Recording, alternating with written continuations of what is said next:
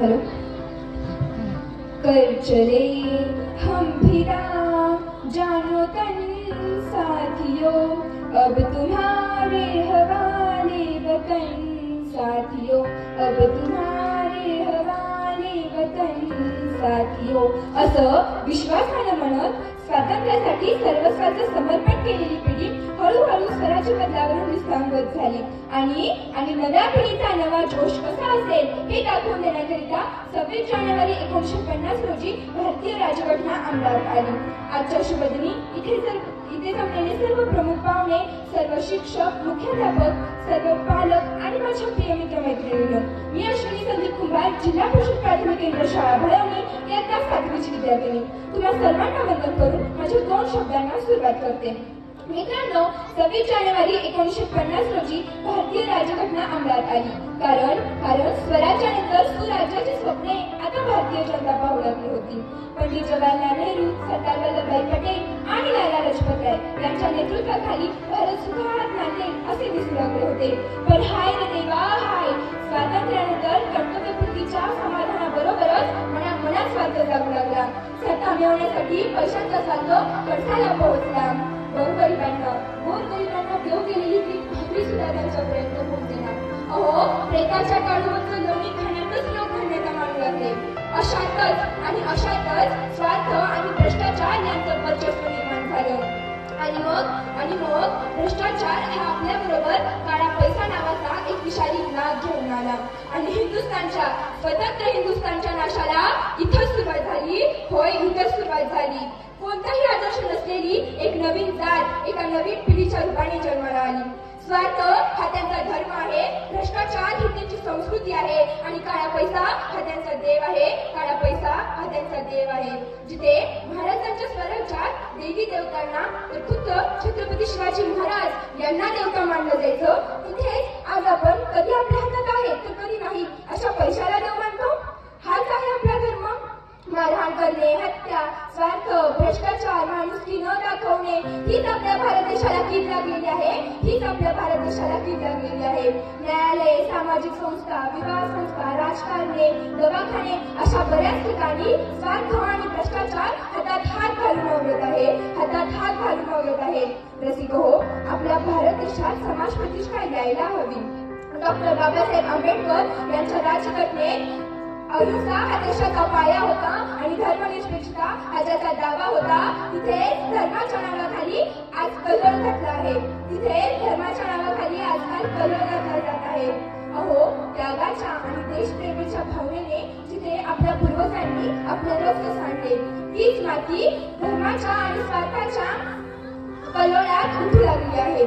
महागाईचा उद्रेक, वाढती बेकारी आणि भ्रष्टाचारी राजकर्ते यांच्यामुळे सामान्य जनता त्रासून गेली आहे.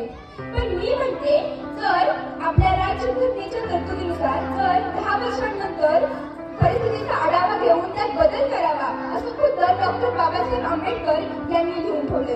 का? कारण आपली भारतीय राज्यघटना ही लवचिक आहे, कातर नाही. ही लवचिक आहे, ही कातर नाही. परंतु मित्रांनो, कधी कधी मनात विचार येऊन जातो, इंग्रजांनी आपल्यावर केलेले अत्याचार हे एकवेळेस परवडले. खरंच इंग्रजांनी केलेले अत्याचार आपल्याला एकवेळेस परवडले.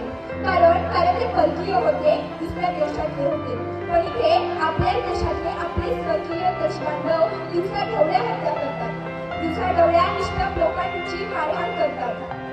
कुणी कुणाला आणि कसा दाब विचारायचा, कुणी कुणाला आणि कसा दाब विचारायचा.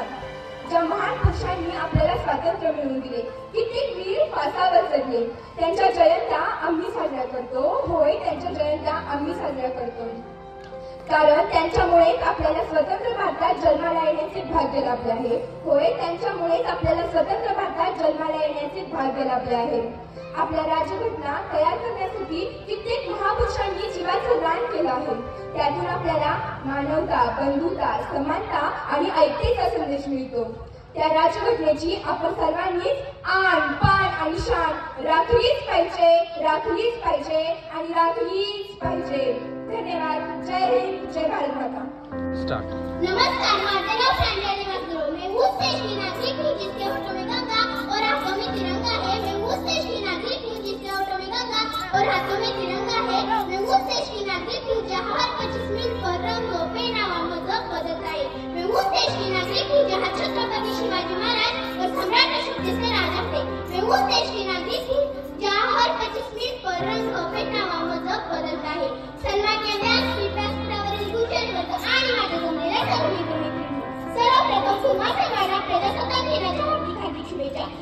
जानेवारी हा दिवस भारताच्या इतिहासातील एक अविस्मरणीय दिवस आहे, कारण या दिवशी स्वतंत्र भारताची राज्यघटना अंमलात आली आणि आपला भारत देश प्रजासत्ताक देश बनला.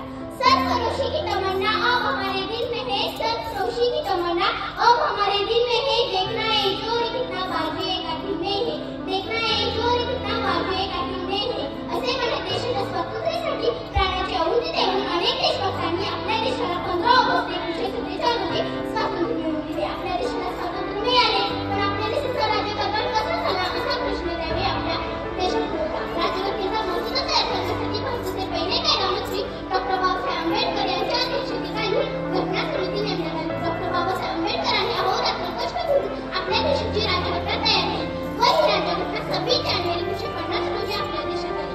आपल्या देशात खरी सत्ता लोकांच्या हाती आहे.